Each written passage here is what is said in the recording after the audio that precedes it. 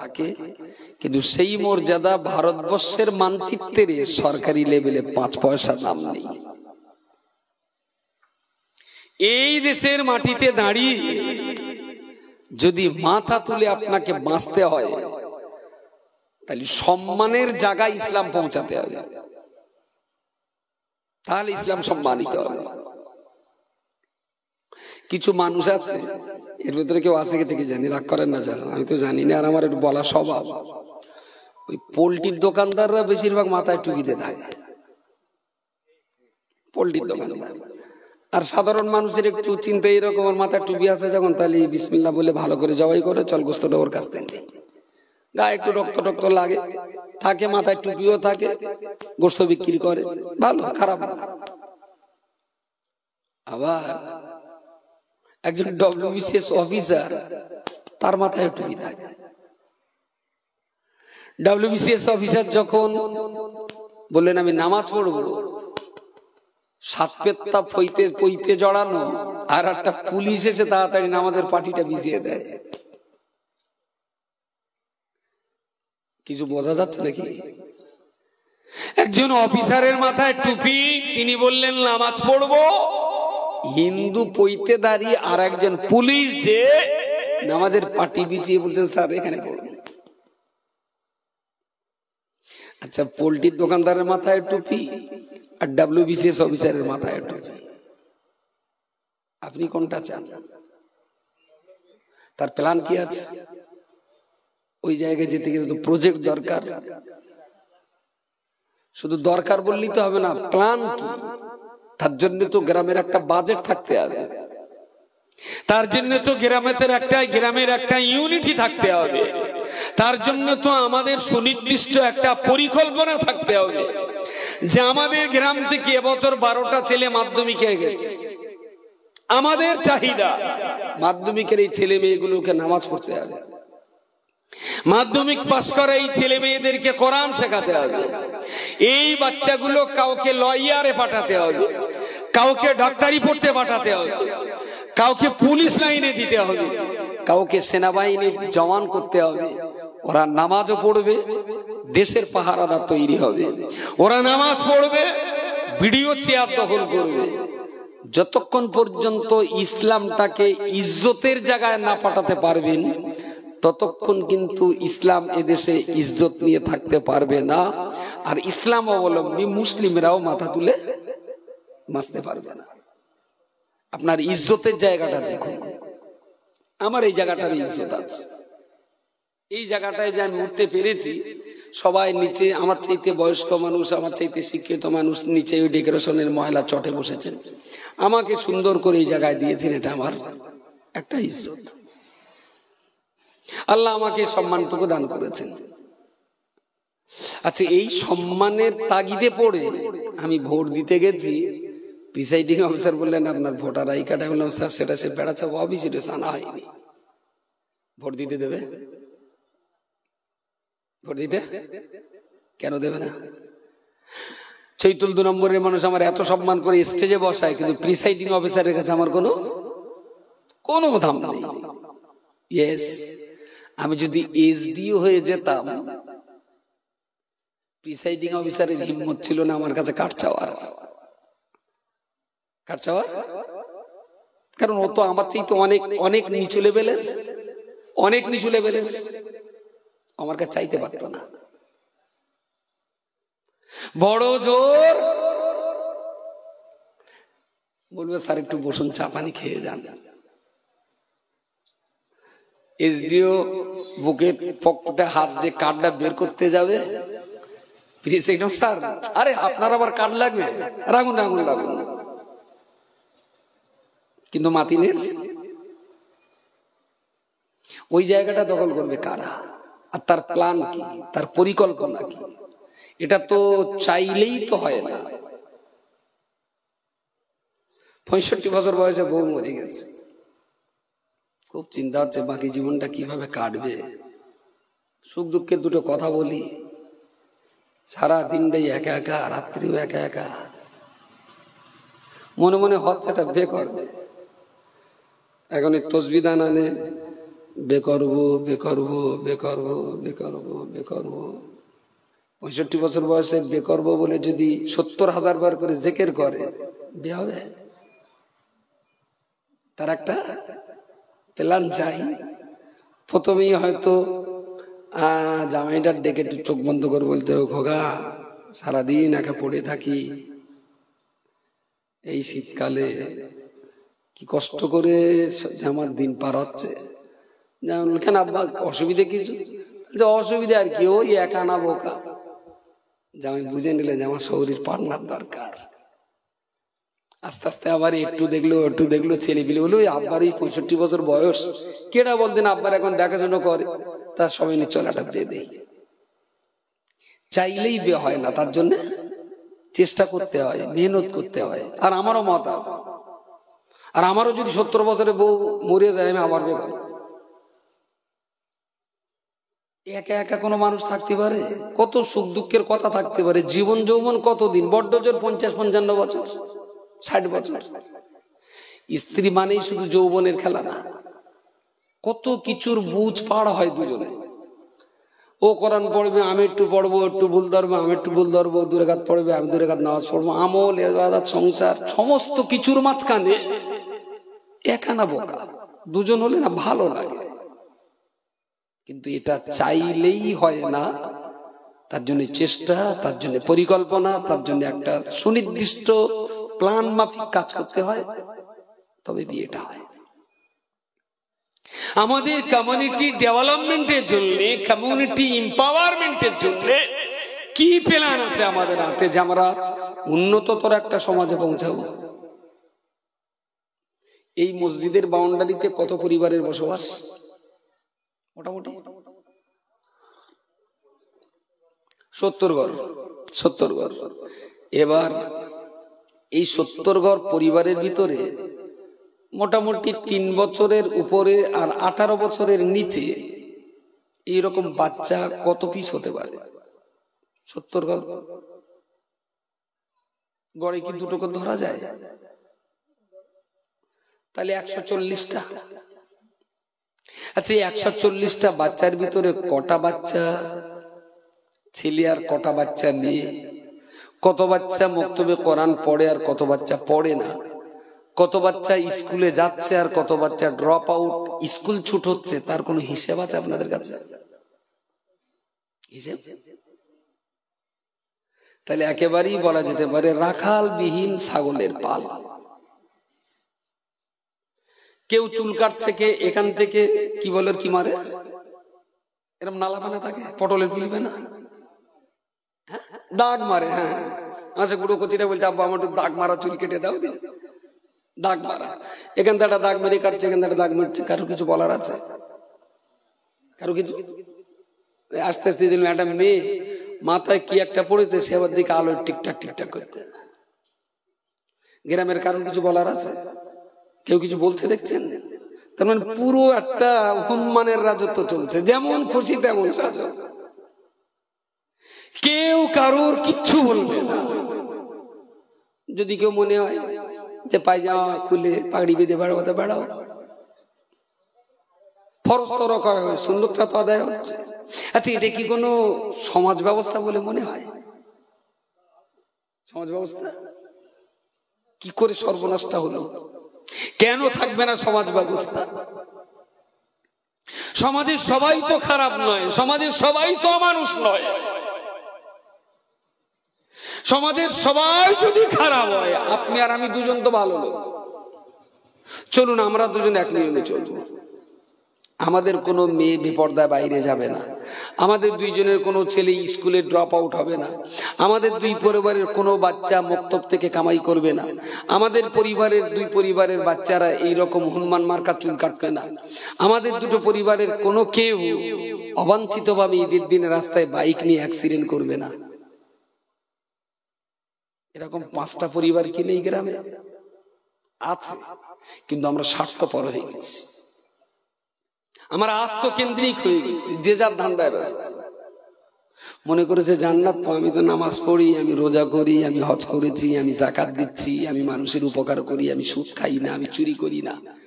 আশা তো করতেই পারি, তাহলে আল্লাহ আমার একটু জান্নাত দেবেন, হবে না?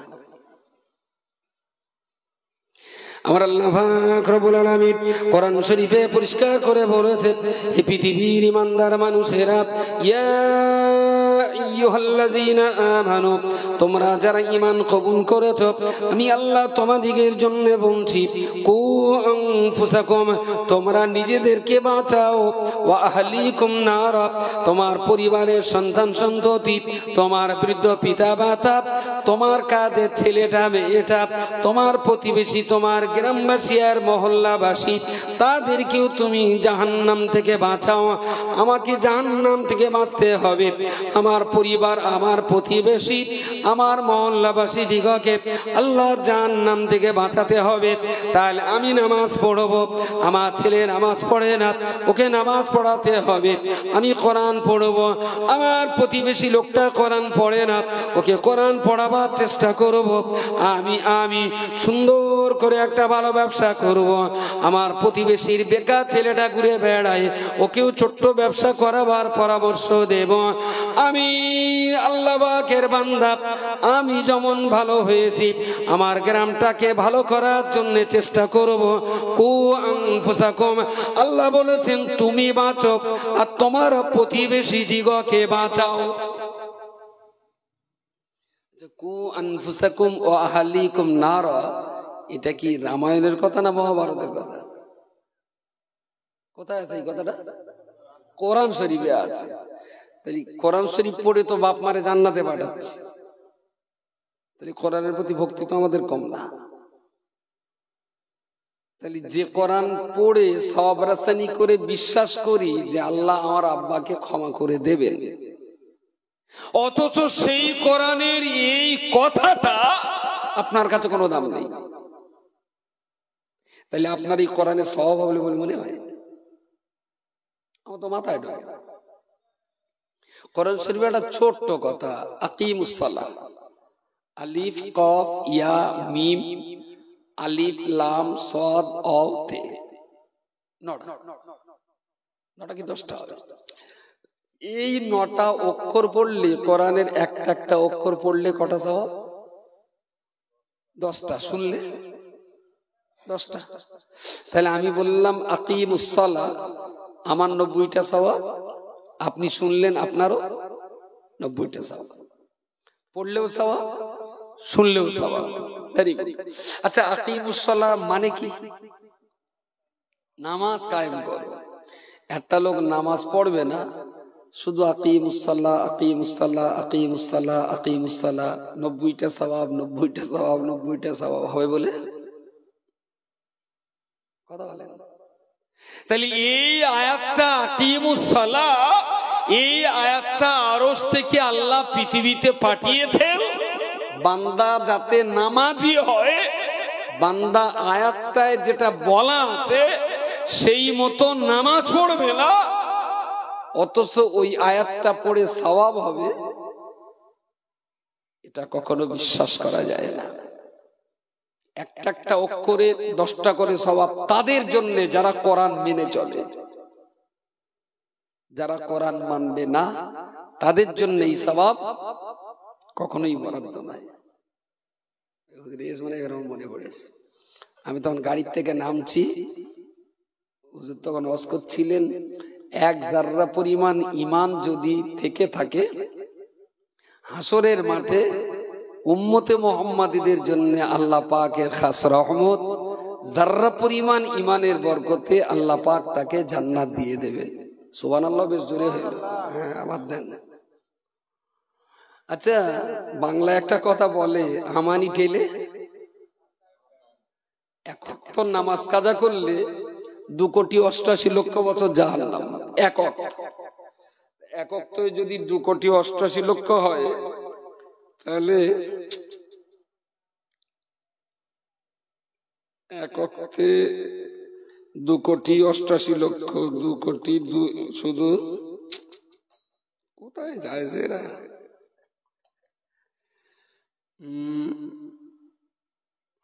288, 288, তার মানে 2,88,00,000, 288 লাখ।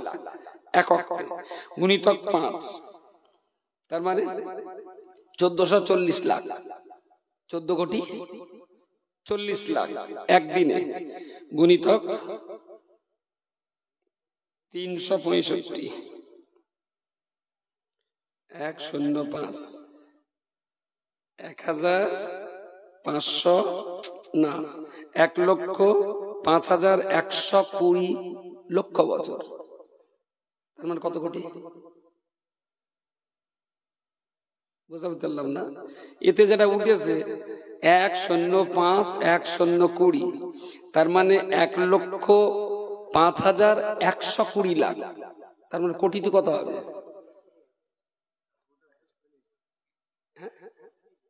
না, কোটিতে তো গেছে 1,05,120 লক্ষ বছর।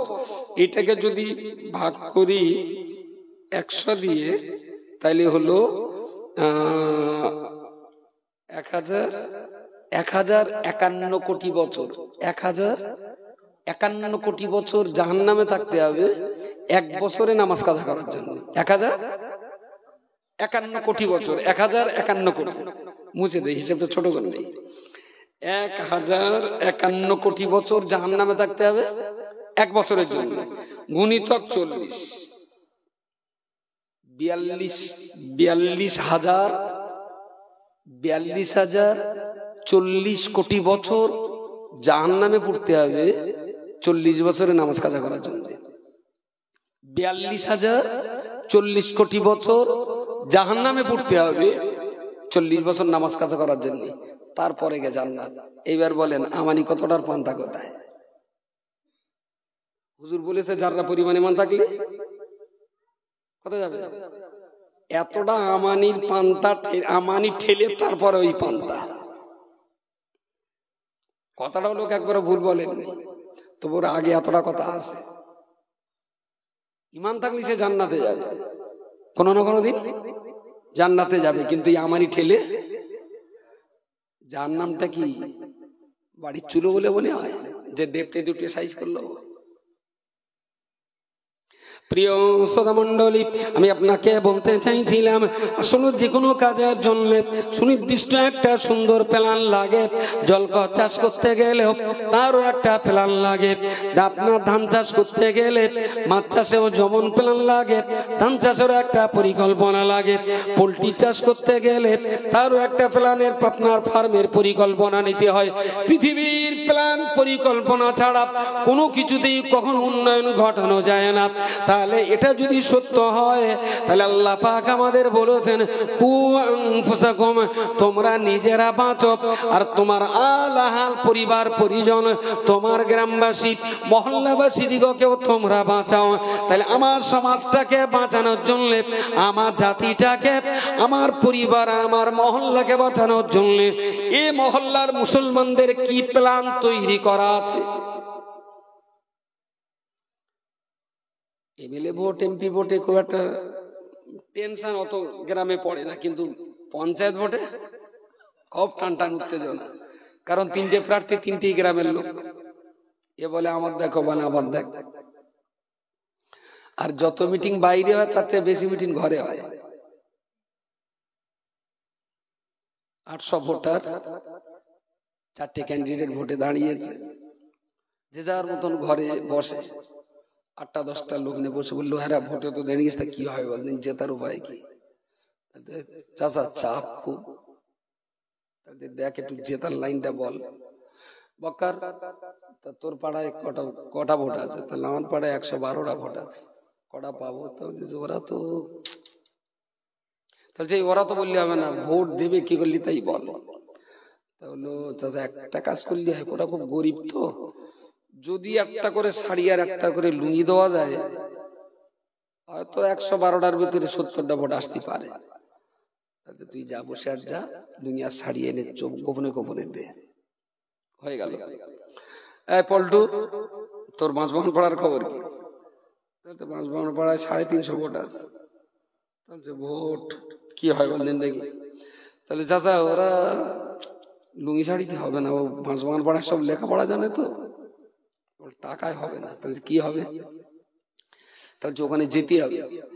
ওদের সঙ্গে বসতে হবে, আর ওদেরকে বলতে হবে যে আমি যদি ভোটে জিতি, পঞ্চায়েতে যা যা পাশ হবে আমি তোমাদের কাছে আসবো, তোমরা যে যে কাজগুলো করতে বলবো আমি সেই কাজগুলো করবো। ওরা শিক্ষিত লোক তো, একটু মডুলি আনা দিলে ওরা ভোট দেবে। বলে খোকা ঠিক আছে তাই হবে, আমি ওদের পাড়ায় যে ওদের দায়িত্ব দেবো। ঠিক আছে রশিদ, তোর পাড়ার খবর বল। পশ্চিম পাড়া, তাহলে ও পাড়ায় ভোট আছে 350 মতন, তা ও পাড়ানো খুব একটা অসুবিধা হবে না। তাহলে ভোট দেবে তো, হ্যাঁ দেবে। কি করতে হবে? তার যে ভোটের একদিন 4 বারে চুল্লু দিতে হবে। ও সকালে এক গ্লাস করে মাল ধরিয়ে দিলি না, 2 হাত ভরে ভোট দিয়ে দেবে। ওর গা শাড়ি লুঙ্গিও দরকার নেই, ওর গা বুদ্ধি টুদ্ধি দরকার নেই, মালের দরকার 1 গ্লাস করে দাও, 5 বারে অর্ডার দিয়ে দাও, কোনো অসুবিধা নেই।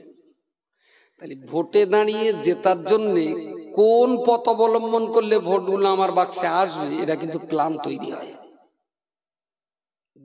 বিনা প্ল্যানে ভোট হয় না। সিপিএমও প্ল্যান করে, কংগ্রেসও প্ল্যান করে, টিএমসিও প্ল্যান করে, আবার কেউ কেউ এটাও প্ল্যান করে, দেখ ওরা তো শাড়ি দিচ্ছে, এরা তো টাকা দিচ্ছে, ওরা তো চুল্লু দিচ্ছে, আমরা কি করি বলতেন?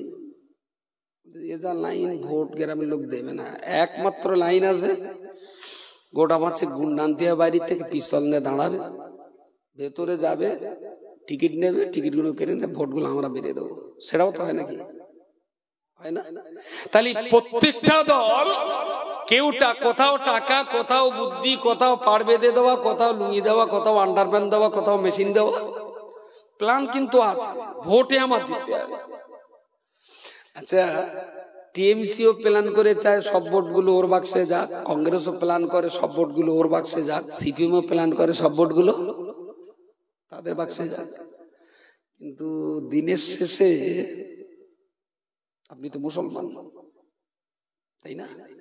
ভোট দিয়েছেন তো 18 বছর বয়সে, আর পৃথিবীতে জন্ম নেওয়ার 18 মিনিটের ভিতরে কোনো না কেউ আপনার কানে বলেছিল আল্লাহু আকবার, আশহাদু আল্লা ইলাহা ইল্লাল্লাহ, মনে আছে নাকি? কানে আজান দিয়েছিল কেউ না কেউ। তাহলে জন্মানোর পরেই কিন্তু আপনি মুসলিম, কানে আল্লাহর একত্ববাদের বাণী দেওয়া হয়েছে, আর 18 বছরে ভোটার। তাহলে টিএমসি হিসেবে যদি লড়াই করতে হয়, সব ভোট টিএমসি পাক, কংগ্রেস হিসেবে যদি লড়াই করতে হয় সমস্ত ভোট কংগ্রেস পাক, তাহলে মুসলমান হিসাবে তো এই লড়াইটা হওয়া উচিত ছিল যে আমার গ্রামের সব মুসলমান জান্নাতে যাক। টিএমসি কংগ্রেস সিপিএম এর বাক্স ভরার জন্য মুসলমানদের প্রচুর রক্ত দেয়, টাকা দেয়, সবাই দেয়। জান্নাত ভরাবার জন্য মুসলমানের কি প্ল্যান আছে? কথা বলে ইতিকাফ করছেন নাকি? তাহলে আমি কি মুসলমান পাড়ায় ওয়াজ করছি বলে মনে হয় না? কাওয়ারা পাড়ায় কেন থাকবে না? আমরাই তো টিএমসি কে জেতাই, আমরাই তো কংগ্রেস সিপিএম কে জেতাই।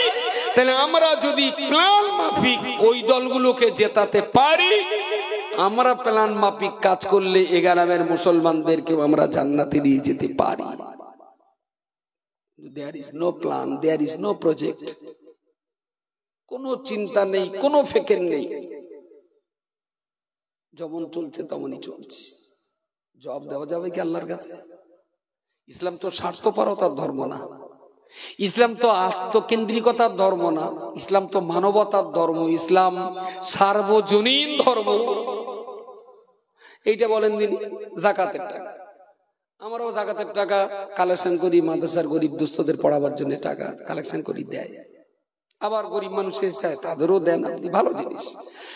যাকাত বছরে খেয়ে পরে যদি 1 লাখ টাকা বেশি হয়, তাহলে আনন্দ করতে করতে 2,500 টাকা বার করে নেব, 97,500 আমার আর 2,500 গরিব মানুষের। সে গরিব মানুষকে আমার দিতেই হবে, আমি ধরিয়ে নেবো টাকাটা আমার না, আমার না, বেশ। আচ্ছা, এই যাকাতের টাকা কি প্রত্যেক রমজান মাসে 2 নম্বর চৈতলে জিবরাইল ফেরেশতা এসে টাকা কি আল্লাহর কাছে জমা দেয়? জাকাত দেওয়া তো আল্লাহর হুকুম, আল্লাহ হুকুম দিয়েছে জাকাত দাও, কিন্তু আল্লাহ কি টাকা লেছে বান্দার কাছ থেকে?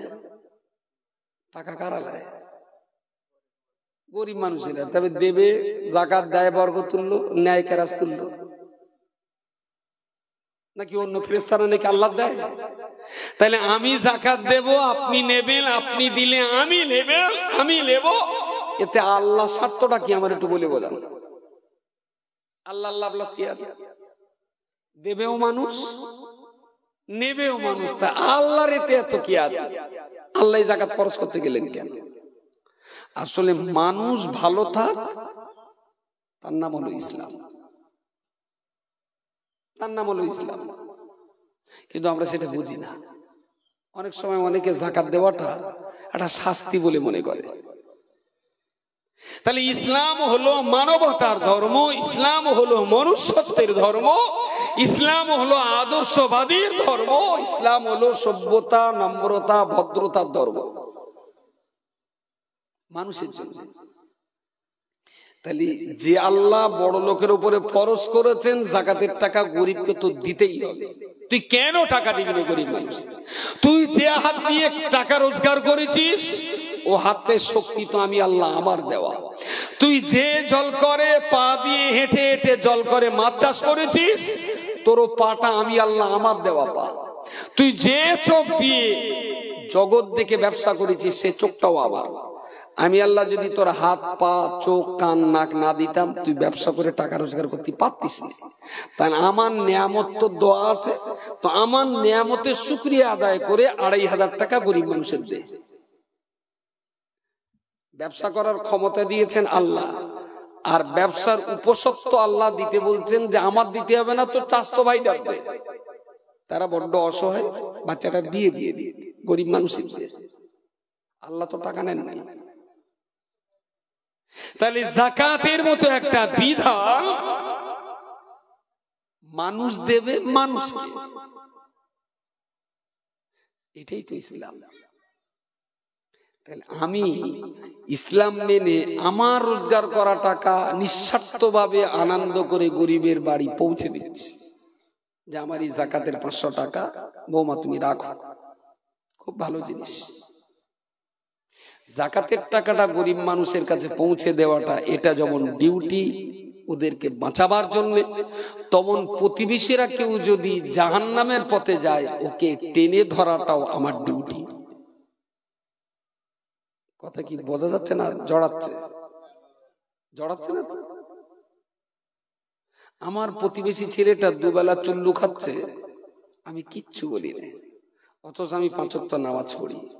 আপনি ভাবলেন কি করে নামাজ পড়ে জান্নাতে যাবেন? এটা হবে না।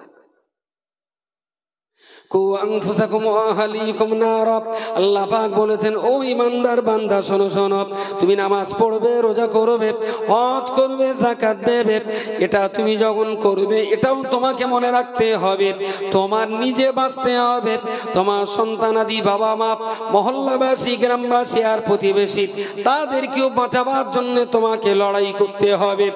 আল্লাহর বান্দা মনে রাখুন, আল্লাহ পাক রব্বুল আলামিন, আল্লাহ পাকের নবী মুহাম্মদুর রাসূলুল্লাহ, তিনি তার সাহাবীদেরকে বলেছেন রাহমাতুল্লাহি আলাল জামাআ।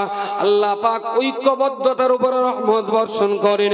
প্রত্যেকটা গ্রামের ভিতরে, মুসলিম কমিউনিটির ভিতরে সুন্দর একটা সমাজ ব্যবস্থা থাকতে হবে। যে কমিটি, যে সমিতি পাপ কাজ করার ব্যাপারে যুব সমাজকে প্রতিদিন নসিহত করবে, যে কমিটি, যে সমিতি নামাজি বানাবার জন্য প্রতিনিয়ত চেষ্টা চালিয়ে যাবে, যে কমিটি, যে সমিতি লেখাপড়ার জন্য প্রতিদিন মুভমেন্ট চালিয়ে যাবে, ও বান্দা মনে রাখতে হবে, এই লড়াই আর এই সংগ্রাম আপনি একা করলে হবে না, আমি একা করলে হবে না, জোটবদ্ধ সমাজ উন্নয়নের জন্য লড়াই চালিয়ে যেতে হবে। এটা একা একা লড়াই না। আরে একা লড়াই করে যদি ইসলাম প্রতিষ্ঠিত করা যেত, তাহলে নবী মুহাম্মদ সাল্লাল্লাহু আলাইহি ওয়াসাল্লাম কি হিলফুল ফুজুল সমিতি, কমিটি, ক্লাব প্রতিষ্ঠা করতে হতো না? রাসূলুল্লাহ করেছেন না? কেন? নবী কি দরকার ছিল? নবী পরামর্শ তো স্বয়ং আল্লাহ নিজেই দেন। নবীকে তো খোদ আল্লাহ নিজেই পরিচালনা করেন, এর পরেও নবী জোটবদ্ধ হলেন, ঐক্যবদ্ধ হলেন, বিশিষ্ট মানুষদেরকে নিয়ে সমিতি করলেন। আমার গ্রামটাকে সুন্দর করার জন্য নবীর আদর্শ মেনে সমিতি করতে হবে। এই সমিতির কাজ কি হবে? গ্রাম উন্নয়নের কাজ। কারা স্কুলে যাচ্ছে না তাদের বলে বুঝি স্কুলে পাঠাতে হবে, কারা মদ গাঁজা খাচ্ছে তাদের বলে বুঝিয়ে নসিহত করতে হবে, এটা খেও না। আমার হাতে লাঠি নেই, আমি মেরে পথ দেখাতে পারবো না। আমার হাতে বন্দুক নেই যে মাথায় ধরে বলবো হারামির বাচ্চা নামাজ না পড়তে গেলে একদম গুলি করে শেষ করে দেবো, এটা আমার হাতে নেই। আমার কাছে হুমকি নেই, আমার কাছে ধমকিও নেই, আমার কাছে একটু ভালোবাসা আছে, দুটো মিষ্টি উপদেশ আছে, নসিহত আছে। যতটুকু আমার পাওয়ার আছে আমি সেই পাওয়ারটুকু তো ব্যয় করতে পারি। হাতে ধরে পায়ে ধরে অনুনয় বিনয় করেও তো 5টা মানুষকে বলতে পারি তোমার বাচ্চাটা একটু স্কুলে পাঠাও। এর জন্য কি কেউ গালটাল দেবে? আমি তো মারতে বলিনি, আমি খুন করতে বলিনি, আমি হুমকি ধমকি দিতে বলিনি, আমি বন্দুক দেখিয়ে মসজিদে আনতে বলিনি, আমি নসিহত করে আনতে বলছি।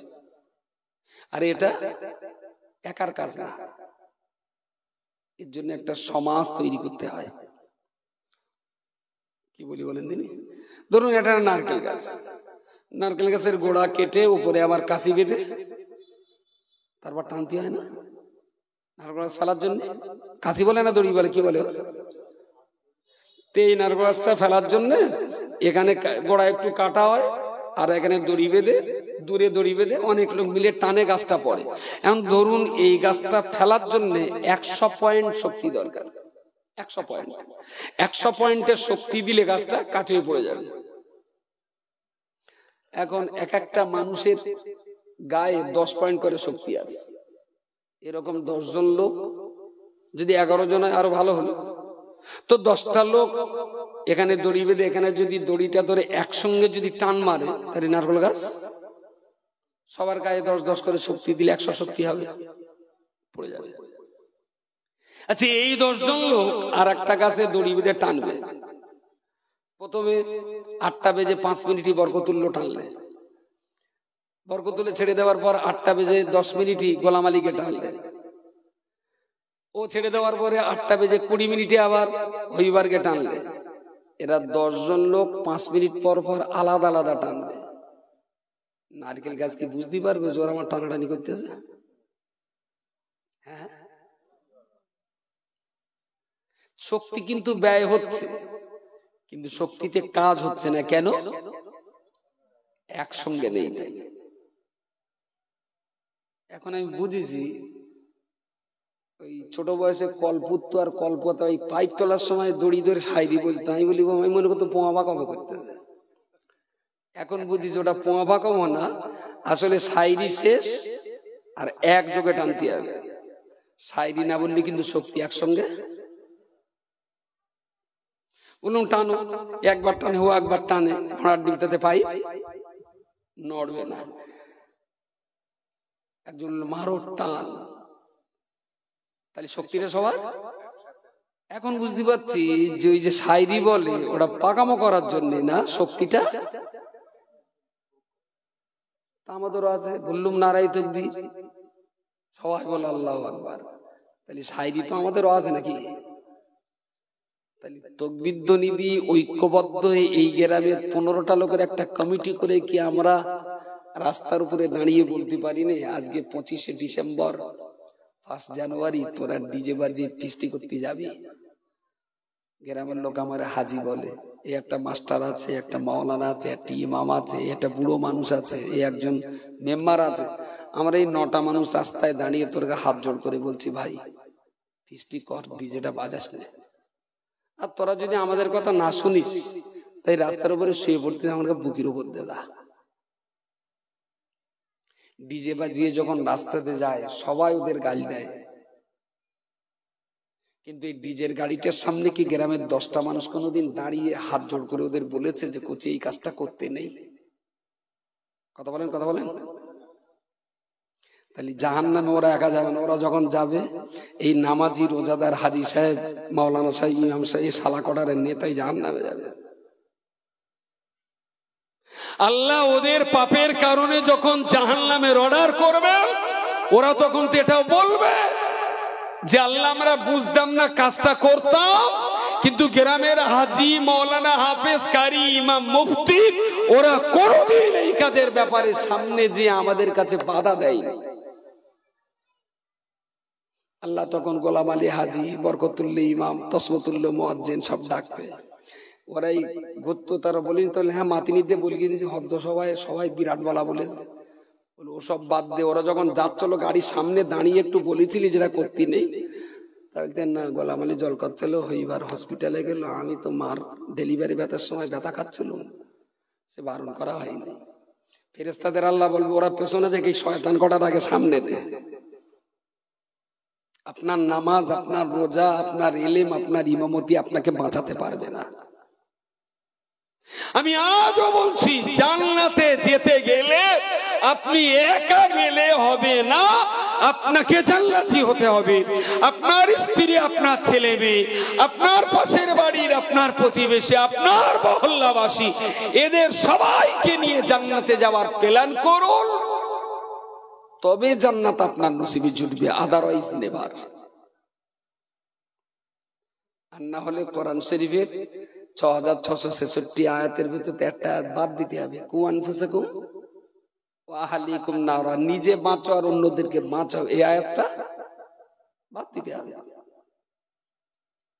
আমাদের কোনো প্ল্যান নেই, কোনো পরিকল্পনা নেই, কোনো প্রজেক্ট নেই, সবাটা আমরা বছর বছর দিচ্ছি। সবাদের শেষে হাত তুলে বলা হবে, আল্লাহ আমার বাপ মা, দাদু দাদি, নানা নানি যারা কবরে গেছে, আল্লাহ সবার কবরে তুমি সব দাও। আমরা হু করে বলবো আল্লাহুম্মা আমিন, সবার কবরে সব চলে গেল। এক বছর একটু ঘুরিয়ে দিলে হয় না? জাল্লা এখানে যত লোক বসে আছে জ্যান্ত মানুষ, সবগুলো জ্যান্ত লোকের রুহে পৌঁছে দাও, আর খিচুড়িগুলো কবরে দিয়ে আসাও। খিচুড়ি না বিরিয়ানি? এক বছর এইটা হোক যে সবগুলো জ্যান্ত লোক লেখ আর বিরিয়ানি গুলো কবরে দেওয়া হোক, তারপরের বছর চাঁদা উঠবে। কথা বলে কেউ নো শালা চাঁদা দেবে না, বলে শালা হারামি গত বছর চাঁদা রে খিচুড়ি তাবারুক দাও, এই বছর আবার চাঁদা। তাহলে মরা লোকের নাম করে এর বল খাওয়াচ্ছে, বেশ ভালোই, বছর বছর বেশ জম্পেশ করে খাওয়াটা তো হচ্ছে। অনেকদিন আগে ওই একজন মহিলা বিক্রি করতে কোলে বাচ্চা লে যায়, তাহলে একা গেলে এক মুঠো পাবে, বাচ্চাটা গেলে দু মুঠো পাবে। এক বাড়ি গে মহিলাটার খুব খিদে লেগেছে, বাড়ির উঠোনে গে বাচ্চাটাও কেনতেছে, তা বাড়ির মহিলা যেগুলো কি হয়েছে তোমার কুচি কেনতেছ কেন? তাহলে না দুপুরে দুটো খাওয়া হয় না, দুটো ভাত দিলি বোধহয় কান্নাটা থামতো। তা একটা বাচ্চা মানুষ কাঁদছে, তা বাড়িওয়ালা তাড়াতাড়ি করে দুটো ভাত তরকারি যা ছিল সামনে দিয়েছে। বউটাও বসে রয়েছে, বাচ্চাটাও ভাত মাখিয়ে গালে দিচ্ছে, তো সে বাচ্চা গালে লেচ্ছে না, শুধু কেনতেছে। বাড়ির চাচিরা জিজ্ঞেস করতেছে ভাত দাও, কেনতেছে। আমার কচি না, আমার বিরাট মায়া করে, আমি না খেলেও খাবে না। অথচ ওর পাশা চিমটি কেটতেছে, ও সেই জ্বালায় ছটফট করতেছে, ভাত গালে লাই। তা আবার বাড়ির বউটা ওরও দুটো ভাত দিলে, তার মানে কচির উপরে বাহানা করে এরও কচি গুলো 3 গাল আর গেল 33 গাল। আমরা যা স্বভাব দিচ্ছি প্রায় ওই বিক্রি করা মহিলার মতন, তোরা স্বভাব খা আর আমার বিরিয়ানি খাই। এই সবার পিছনে যে পরিমাণ অর্থ ব্যয় হচ্ছে, এটা হোক, আমি বারণ করছি না, কিন্তু ডেভেলপমেন্টের জন্য বলো আর একটা বাজেট থাকাটা খুব জরুরি। আপনি জবাব দিতে পারবেন না খোদার কাছে। উন্নয়নের জন্য শিক্ষা দীক্ষা, নামাজ কালাম, কোরআন তেলাওয়াত, আদব আখলাক, আদর্শ, মদমুক্ত সমাজ, জেনামুক্ত সমাজ, এগুলোর জন্য 70টা পরিবার তো এই মসজিদের বাউন্ডারিতে সুন্দর করে গঠন করা যাবে। হয়তো আপনি বলবেন, তুমি তো বলতে তো খোকা আমার গ্রামের লোক কেরম খিস্তি করে জানো, নামাজের ডাক নেই। আচ্ছা, ভেরি গুড। এরে ডাকলে খিস্তি করে, ওরে বললি গাল দেয়, এরে বললি বলবানি ও তোমার যাচ্ছরকা সেইটি তেল দাও, খুব ভালো কথা। আচ্ছা, রাসূলুল্লাহ তো জাহান্নাম থেকে বাঁচাবার জন্যই তো মক্কা ছেড়ে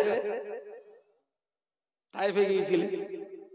রাসূলুল্লাহ কলমার বাণী নিয়ে তায়েফে গেলেন, তায়েফের জনগণ নবীকে বাটা সন্দেশ দিয়েছিলেন না রসমালাই দিয়েছিলেন?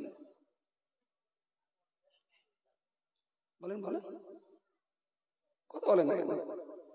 পাথর আপাদ মস্তক, দেহটা রক্তাক্ত হলো, তারপরেও কি নবী তার চেষ্টা থেকে চেষ্টা বন্ধ করেছিলেন?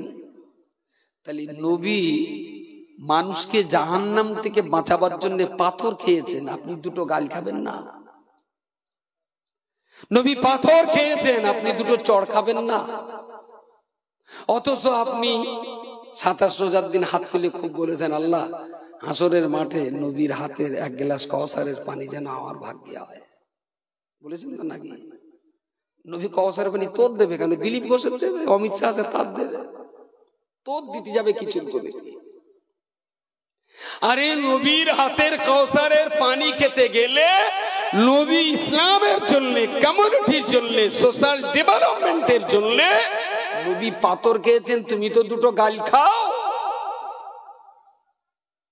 নবী জনগণকে বাঁচাবার জন্য পাথর খেয়েছেন, রক্তাক্ত হয়েছেন, তুমি দুটো চটচাপটা অন্তত খাও, তবে তো নবীর হাতের কাউসারের পানি তোমার ভাগ্যে জুড়বে।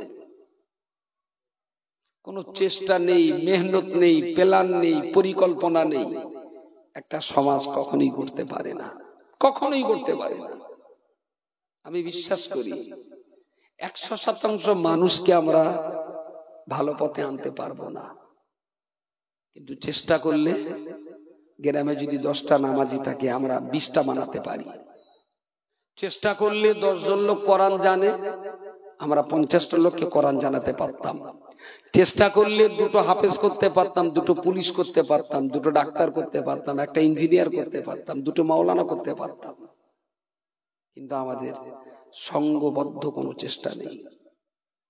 আপনি জানেন রিপোর্ট কত ভয়ঙ্কর?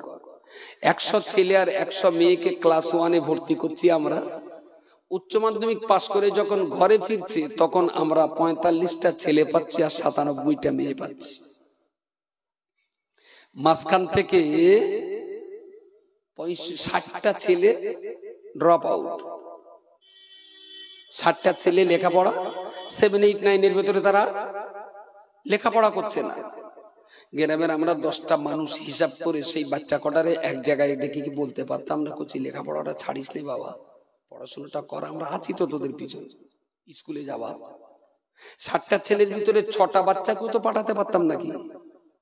পারতাম না, কিন্তু তার কোনো প্ল্যান বললি বলুন বাড়ির ভাত দিয়ে মনের মোষ তাড়াবো। মুফতি সাহেব এসছেন না? মুফতি সাহেব এসছেন, আসছেন এখন? যদি আসেন তাহলে নিয়ে আসেন। বড্ড যেন কেন আমারটা টাক পড়াবানা দেখাচ্ছ না, যাক এদিক সেদিক করে একটু আবার ধানের মধ্যে তেল ছাড়া পানা হয়েছে, একটু মানানসই পানা হয়েছে। আর যাদের এই কোমরে অস্বস্তি আপনারা কজন চেয়ারে বসেন, আর যাদের অস্বস্তি নেই একটু নিচে আসেন। মুফতি সাহেব, আমি এতক্ষণ বলিনি, মুফতি সাহেব আসছেন, এই ফাঁকা জায়গাগুলো একটু সুন্দর করে বসেন, ভালো দেখাবে। বয়স্ক মানুষের একটু কোমরে হাঁটুই ব্যথা, তারা চেয়ারে থাক, বাকিরা একটু নিচে বসেন, মজলিসটা সুন্দর হোক। আর আমি এত সময় যে কথাবার্তা গুলো বলেছি, আমার কথাবার্তা গুলো একটু এক্ষুনি আসবেন। আলহামদুলিল্লাহ, যারা আশেপাশে দূরে আছেন আমি সবাইকে মজলিসে ডাকছি। মুফতি সাহেব এসেছেন, তার আলোচনা আপনাদের শুনতে হবে, একটু নিচে বসেন ভাই। যদি ব্যথা না থাকে চেয়ারে বসেন, তাহলে আল্লাহ জানা তোর ব্যথা দেয় খুব তাড়াতাড়ি।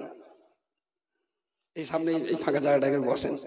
যারা দূরে আছেন মুফতি সাহেব কথা বলবেন, সবাইকে আমি মজলিসে এসে বসার জন্য অনুরোধ করছি। আসসালামু আলাইকুম ওয়া রাহমাতুল্লাহি ওয়া বারাকাতুহু।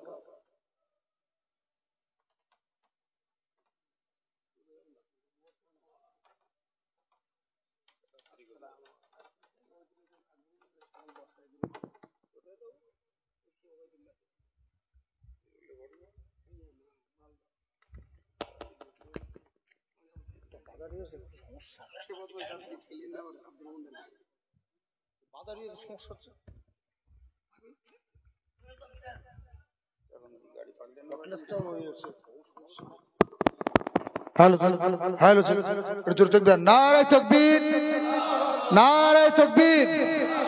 মুফতি সাহেব হুজুর কিবলা, মুফতি সাহেব হুজুর কিবলা, অল ইন্ডিয়া সুন্নাতুল জামাত। নারায়ে তাকবীর, নারায়ে তাকবীর।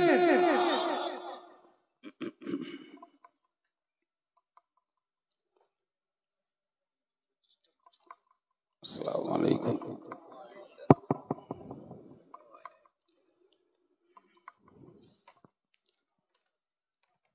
نحمده ونصلي على رسوله الكريم أما بعد فأعوذ بالله من الشيطان الرجيم يا أيها الذين آمنوا صلوا عليه وسلموا تسليما اللهم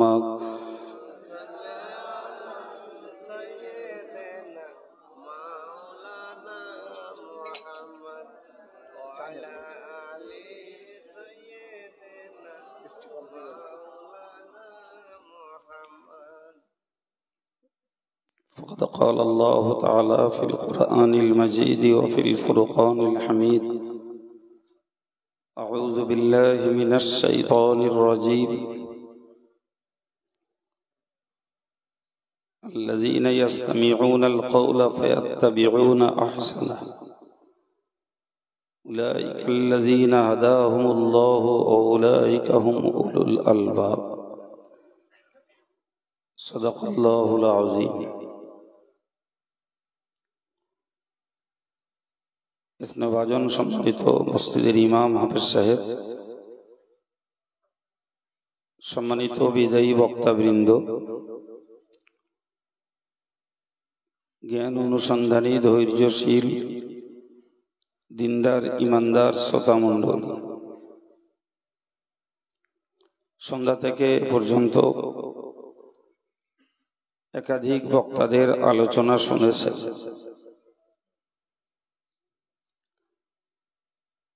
আপনাদেরকে বলার মতো কোনো বিষয় আমি নির্ধারণ করে উঠিনি,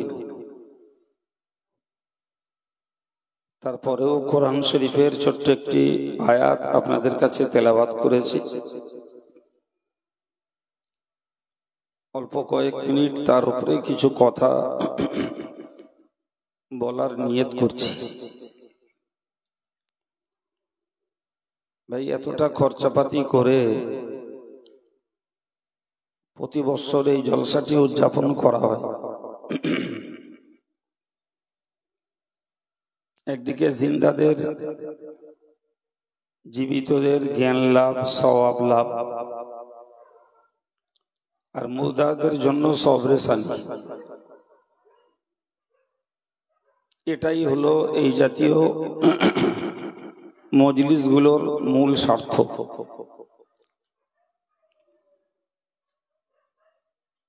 তো আমি যে কথাটা আপনাদেরকে দিয়ে শুরু করছি সেটি হলো